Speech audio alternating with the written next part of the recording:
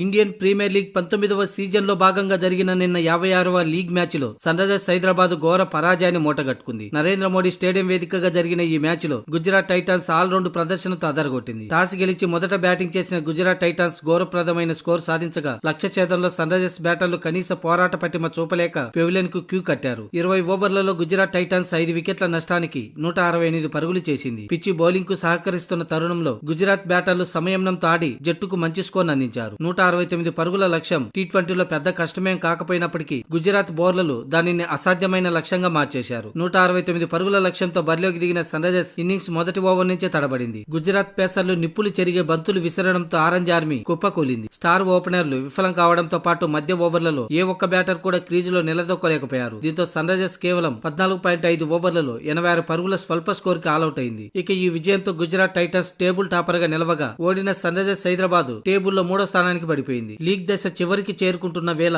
ఈ భారీ ఓటమి సన్ రైజర్స్ ప్లే ఆఫ్స్ అవకాశాలను సంక్లిష్టంలో పడేసింది. కేవలం పాయింట్ కోల్పోవడమే కాకుండా 82 పరుగుల తేడాతో ఓడిపోవడం వల్ల నెట్ రన్ రేట్ కూడా దారుణంగా పడిపోయింది. తదుపరి 2 మ్యాచ్ల్లో సన్ రైజర్స్ తప్పక గెలవాల్సిన పరిస్థితి. ఇక మ్యాచ్ ఓటమిపై ఎస్ఆర్హెచ్ కెప్టెన్ ప్యాట్ కమిన్స్ స్పందించాడు. గుజరాత్ బౌలర్లు చాలా అద్భుతంగా బౌలింగ్ చేశారు. అయితే తమ బౌలర్లు కూడా గుజరాత్ ను తక్కువ పరుగులకి కట్టడి చేశాం. కానీ ఈ వికెట్ బ్యాటింగ్ కు కష్టంగా ఉంది. గుజరాత్ బౌలర్లు పిచ్చి కండిషన్ కు తగ్గట్లుగా బౌలింగ్ చేశారు. ఇలాంటి క్లిష్టమైన పిచ్చిపై బ్యాటింగ్ విభాగం ప్రణాళికలతో బరిలోకి దిగి ఉంటే గెలిచే అవకాశాలు ఉండేవి. అయితే ఈ గెలుపు క్రెడిట్ పూర్తిగా గుజరాత్ టైటన్స్ బౌలర్లేదేనని కమిన్స్ అన్నాడు. తాము వేసిన బౌలింగ్ తీరును బట్టి గుజరాత్ బౌలర్లు సెకండ్ స్పెల్లులో అద్భుతంగా బౌలింగ్ చేశారు. అందుకే తమ బ్యాటర్లపై పట్టు సాధించి లో స్కోర్ మ్యాచ్ లో గుజరాత్ టైటన్స్ విజయం సాధించిందని కమిన్స్ అన్నాడు. బ్యాక్ ఆఫ్ ది లెంత్ వేసినప్పుడు బ్యాటర్లు పరుగులు చేయడం కష్టంగా మారింది. గుజరాత్ బౌలర్లు మాకు పరుగులు చేసే అవకాశం ఇవ్వలేదు. ముఖ్యంగా రబడా టాప్ వికెట్లు తీయటం తమ ఓటమిని శాసించిందని కమిన్స్ అన్నాడు. మేము ఈ రోజు బ్యాట్ తో వైఫల్యం చెందిన మా బ్యాటింగ్ విభాగం పటిష్టంగానే ఉంది. కాబట్టి ఈ ఒక్క మ్యాచ్ ఫలితాన్ని బట్టి మేము అతిగా ఆందోళన చెందాల్సిన అవసరం లేదు. మిగతా 2 మ్యాచ్ల్లో గెలిచి ప్లే ఆఫ్ లేక అడుగు పెడతామని ప్యాట్ కమిన్స్ తెలిపాడు. టీ20లో ఇలాంటి ఫలితాలు అప్పుడప్పుడు ఎదురవుతాయి. మాకు బాగా తెలిసిన